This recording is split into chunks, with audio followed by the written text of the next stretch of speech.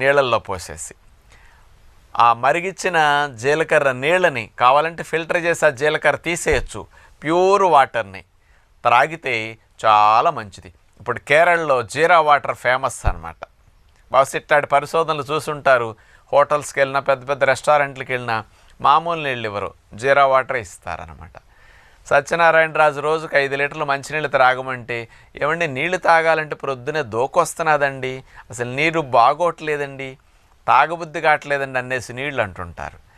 Plain water త్రాగలేని వారందరికీ, కొవ్వు ఎక్కువ ఉన్నవారికి, కొవ్వు కరగాలనుకునే వారికి, బాడీలో మెటబాలిజం స్పీడప్ అవ్వాలనుకునే వారికి ఈ జీరా వాటర్ని కాస్త రోజుకు ఒక 4-5 గ్రాములు జీలకర్ర వేసి మరిగించేసే నీళ్లు వడకెట్టి తీసేసి ఆ వాటర్ రోజంతా త్రాగండి.